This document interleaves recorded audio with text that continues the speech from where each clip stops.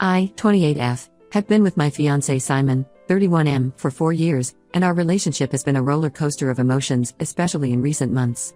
We were supposed to get married last week, but everything fell apart because of my controlling father, Patrick, 55M. To understand how we got here, I need to take you back to the beginning. I grew up in a small town in Ohio, where everyone knew everyone else's business. My childhood was relatively normal until I turned 10. That's when my parents' marriage imploded in a spectacular fashion. My mom, Tanya, 50F, had been having an affair with her yoga instructor for months. When my dad found out, it was like a bomb went off in our family. The divorce was messy and drawn out. My mom, feeling guilty and wanting a fresh start, moved to California. I stayed with my dad in Ohio, more out of necessity than choice. He was a successful accountant and could provide stability, while my mom was starting over with nothing but her yoga mat and a suitcase full of regrets. After the divorce, my dad changed. The once easygoing man who used to take me fishing on weekends transformed into a strict, overprotective parent. He installed a security system that would ping his phone every time I entered or left the house. He vetted all my friends and insisted on chaperoning every school dance. At the time, I thought he was just being cautious, but looking back, I realize he was terrified of losing me like he lost my mom. I spent summers with my mom in California, but our relationship was strained. She was busy trying to build a new life, working 2 jobs and dating a series of men who seemed to get progressively younger. I felt like an afterthought in her new world, a reminder of the life she'd left behind. When I turned 18, I saw college as my ticket to freedom. I applied to schools as far from Ohio as possible and ended up at the University of Washington in Seattle. Those first few years were liberating. I made new friends, tried new things, and for the first time, felt like I could breathe without my dad watching over my shoulder. I limited my calls home to once a week, giving my dad just enough information to keep him from worrying but not enough for him to micromanage my life from afar. My mom and I exchanged occasional texts, usually on birthdays or holidays. I was determined to forge my own path, free from the baggage of my parents' failed marriage. It was during my senior year that I met Simon. My roommate dragged me to a house party, insisting I needed to live a little before graduation. That's where I saw him, tall, with messy brown hair and glasses that kept sliding down his nose. He was trying to explain the intricacies of bridge engineering to a group of clearly uninterested sorority girls. I rescued him from that conversation, and we ended up talking all night. He was 27, working as an engineer for a local firm. He was smart, funny, and refreshingly honest. We exchanged numbers, but I was hesitant to start anything serious with graduation looming. We kept in touch over the next few months, meeting for coffee or the occasional movie. After I graduated and landed a job at a local marketing firm, our relationship naturally progressed. A year later, we moved in together. When I introduced Simon to my dad during a visit home, I was hopeful. My dad was polite, asking Simon about his job and his family. But I noticed the way my dad's eyes narrowed when Simon mentioned he'd been married briefly in his early 20s. It was a starter marriage that lasted all of 6 months, but I could see my dad filing that information away for future use. After that visit, my dad started calling more frequently. He'd casually ask about Simon, wondering if we were getting too serious. He'd remind me that I was still young and had plenty of time to settle down. I brushed off his concerns, chalking it up to his usual overprotectiveness. Fast forward to our engagement. Simon proposed on our 3-year anniversary during a hike to a beautiful waterfall. It was perfect, just us, nature, and a simple yet elegant ring. I was over the moon. When I called my dad to share the news, his reaction was like a bucket of ice water. He was silent for a long moment before launching into a tirade about how I was making a huge mistake. He brought up Simon's failed marriage, questioned his career stability, and even hinted that Simon might be after my non-existent fortune. I hung up feeling deflated and angry. As wedding planning got underway, my dad's behavior worsened. He'd call with concerns about every decision we made. The venue was too expensive, we were paying for it ourselves. The guest list was too large, it was actually quite small. The honeymoon destination was too dangerous, we were going to Canada, for crying out loud. A week before the wedding, my dad showed up unannounced at our apartment. He had a thick manila folder tucked under his arm and a grim expression that made my stomach drop. He insisted we all sit down for a family meeting. What followed was like a scene from a bad detective movie. My dad started pulling out evidence he'd gathered about Simon. There were blurry photos of Simon talking to women at bars, which turned out to be his cousins at a family reunion. He had printouts of old social media posts that he claimed showed Simon's true character. They were mostly bad jokes and memes from college. The final blow was a fake background check report that my dad had clearly fabricated himself. I was livid. I told my dad he was out of line and needed to leave. Simon, bless him, remained calm throughout the ordeal, even offering to address each of my dad's concerns point by point. We agreed to talk to my dad again in a few days, hoping he'd come to his senses once he realized how ridiculous he was being. The day before our wedding rehearsal, my dad called. He said he had irrefutable proof of Simon's misdeeds and insisted on meeting us at a cafe near our venue. Against my better judgment, and despite Simon's reservations, I agreed. I thought if we could just clear the air, we could salvage the relationship and move forward with the wedding. What happened next still feels like a bad dream. My dad showed up at the cafe with a woman I'd never seen before. He introduced her as Jennifer, 29F, claiming she was Simon's secret girlfriend. Jennifer launched into a rehearsed-sounding story about her long-term relationship with Simon, complete with details about secret rendezvous and promises of a future together. I looked at Simon, expecting to see anger or indignation. Instead, he looked completely baffled. He swore he had never seen this woman before in his life. The situation quickly devolved into a shouting match with my dad and Jennifer on one side, and Simon and me on the other. Just as I was about to storm out, Jennifer's facade cracked. She burst into tears and confessed that my dad had paid her to lie. She apologized profusely, saying she was an out-of-work actress who needed the money. She fled the cafe, leaving behind a stunned silence. The betrayal I felt in that moment was indescribable. My own father had gone to such extreme lengths to sabotage my happiness. Simon was furious, pacing back and forth, running his hands through his hair. He said he couldn't go through with the wedding if my dad was going to be there. I couldn't blame him. We ended up postponing the wedding indefinitely. I was heartbroken and humiliated. We had to call all our guests and explain that there was a family emergency. Some understood, others were clearly annoyed. I felt like I was letting everyone down. Now, I'm at a crossroads. I love Simon with all my heart, and I know none of this is his fault. But he's understandably shaken and says he needs time to process everything. He's questioning whether he can be part of a family with such a manipulative father-in-law. My mom, who flew in for the wedding, is staying with us for now. She's furious with my dad and keeps apologizing for not being more present in my life. She thinks if she had been around more, she could have tempered my dad's controlling tendencies. I don't know what to do. Should I cut my dad out of my life completely? Try to salvage my relationship with Simon? Postpone the wedding for a longer period? I feel like my whole world has been turned upside down, and I'm not sure how to write it again. Any advice would be greatly appreciated. I'm lost and could use some perspective from people who aren't embroiled in this mess. Update 1, it's been 2 weeks since the wedding that wasn't, and I'm still reeling from the aftermath. First and foremost, I want to thank everyone who commented on my original post. Your support, advice, and even your harsh truths have been a lifeline during this chaotic time. These past 14 days have been a whirlwind of emotions, difficult conversations, and some surprising revelations. I've cried more than I thought possible, but I've also found strength I didn't know I had. Let me start with Simon. The day after the cafe disaster, we had a long, raw conversation that lasted well into the night. Simon didn't hold back. He was hurt, not just by my dad's actions, but also because he felt I should have put a stop to my dad's behavior long before it reached this point. His words stung, but I knew he was right. I realized I had been making excuses for my dad's actions for years, always hoping he'd change, always believing that deep down he had my best interests at heart. Simon helped me see that by allowing my dad's behavior to continue unchecked, I had been complicit in it. We decided to start couples counseling. We found a therapist who specializes in family trauma, and we've had 3 sessions so far. It's been challenging, but also enlightening. We're learning to communicate better, to express our fears and insecurities without attacking each other. Simon has been incredibly patient, and I'm grateful for his willingness to work through this with me. As for my dad, I finally gathered the courage to confront him. I asked to meet him at a neutral location, a park near my apartment. I didn't want him in our home, but I also didn't want to have this conversation over the phone. When I saw my dad, I was struck by how old he suddenly looked. His hair seemed grayer, his posture more stooped. But I steeled myself, remembering all the pain he had caused.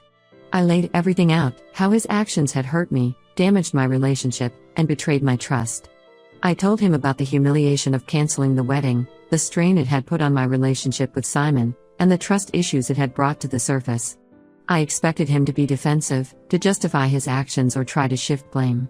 To my surprise, he broke down. He confessed that he had been struggling with depression and anxiety ever since my mom left. He said he became overly attached to me and couldn't bear the thought of losing me to someone else. He admitted that he had convinced himself that Simon was going to hurt me, and in his twisted logic, he thought he was protecting me. He showed me a letter from his doctor, revealing that he had recently been diagnosed with obsessive-compulsive disorder, which explained some of his more extreme behaviors. While I empathized with his struggles, I made it clear that his behavior was unacceptable. Mental health issues might explain his actions, but they don't excuse them.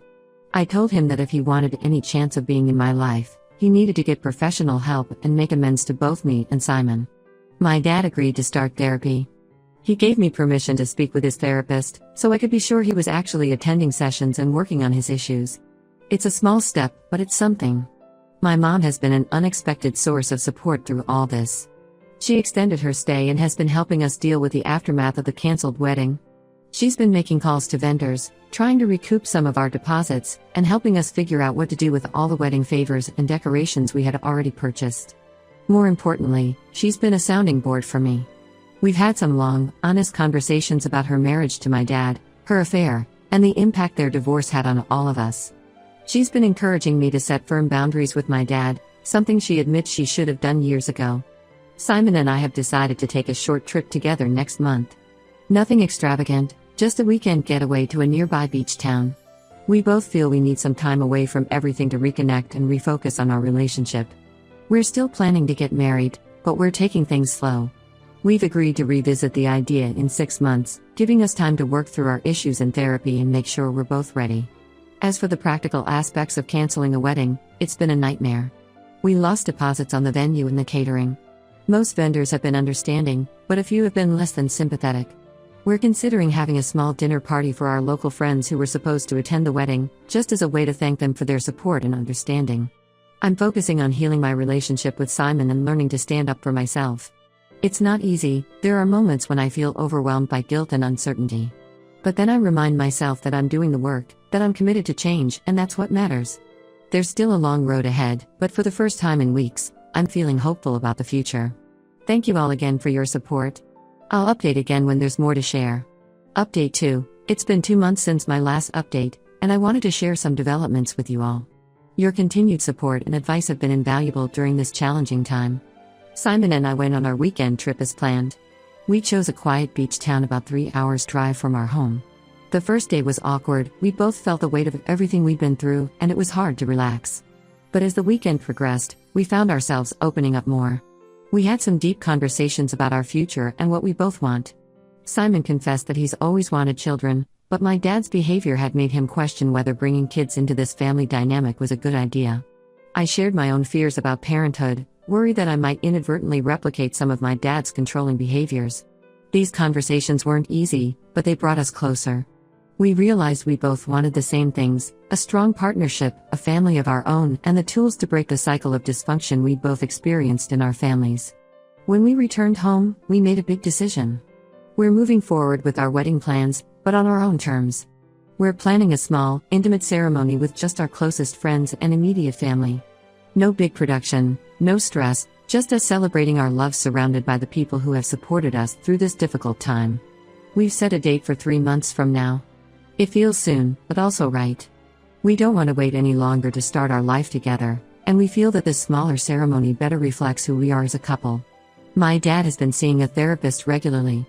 He sends me weekly updates on his progress, which I appreciate, but he's also respecting my request for space.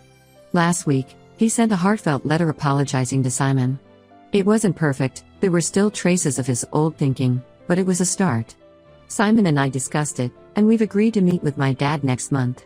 It'll be the first time we've seen him in person since the incident at the cafe.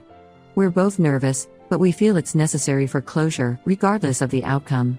We've asked our couple's therapist to be present for the meeting to help mediate if things get tense. My mom has become more involved in my life, which has been both wonderful and challenging. We're rebuilding our relationship, and I'm learning things about my parents' marriage that I never knew. She's shared stories about my dad's controlling behavior during their marriage, which helps me understand, but not excuse, some of his recent actions. She's also been open about her own mistakes, including the affair that led to their divorce. It's been eye-opening to see my parents as flawed, complex individuals rather than the one-dimensional figures I'd cast them as in my mind. The woman my dad hired, Jennifer, reached out to apologize again. She explained that she was in a tough financial situation, behind on rent and facing eviction, when my dad approached her with his scheme. She provided copies of their text exchanges and the agreement they'd made. I've kept this information, not because I plan to use it, but because it feels important to have a record of what happened. Simon and I are taking things day by day. We're stronger now, but we're still working through some trust issues. The couples counseling has been a big help. We've learned techniques for communicating more effectively and for supporting each other through difficult moments. I'm learning to stand up for myself and set boundaries, not just with my dad, but in all areas of my life. It's not always easy. I still find myself slipping into old patterns sometimes. But I'm getting better at recognizing when I'm doing it and correcting course. Work has been a welcome distraction through all of this. I recently took on a big project at the marketing firm, leading a campaign for a new client. It's challenging, but it's also helping me rebuild my confidence. Simon has been incredibly supportive, listening to my ideas and offering encouragement when I doubt myself. We've also started talking about our future beyond the wedding.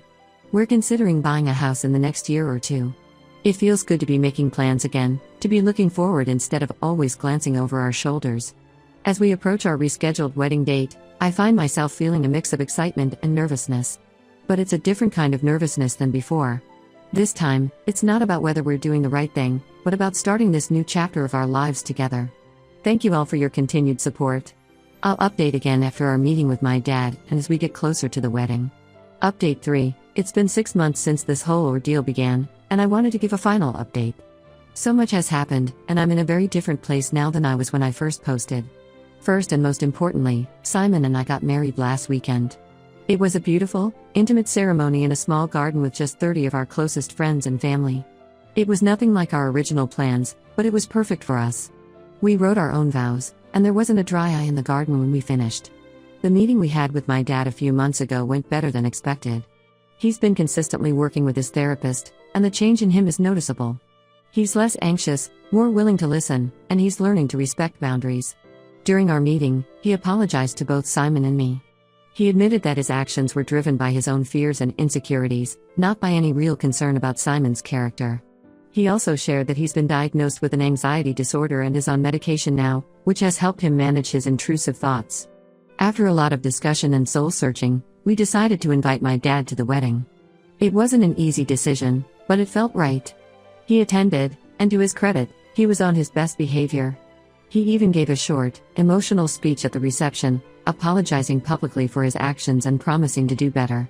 It was a powerful moment of healing for our family. Simon has been incredible throughout this whole process. He's shown me what true partnership looks like, supporting me while also maintaining his own boundaries. Our relationship is stronger than ever.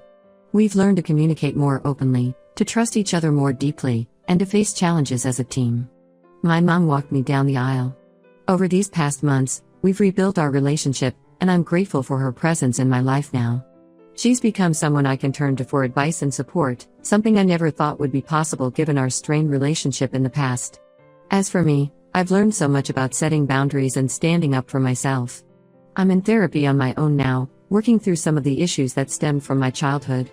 It's not always easy, but I'm in a much better place emotionally and mentally.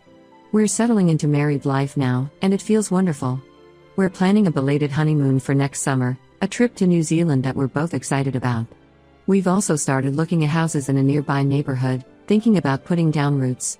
This whole experience, as difficult as it was, taught me valuable lessons about family, love, and self-respect. While I wouldn't wish it on anyone, I'm grateful for the growth it's brought. I've learned that it's possible to love someone while still holding them accountable for their actions. I've learned that it's okay to prioritize my own well-being and that of my relationship. And I've learned that with work and commitment, it's possible to break dysfunctional family patterns. I want to thank everyone who's followed this story and offered support and advice along the way. Your words helped more than you know, giving me strength when I felt lost and offering perspective when I couldn't see clearly. For anyone going through something similar, I want you to know that it does get better. It takes work, and it's not always easy, but it's possible to come out the other side stronger and happier.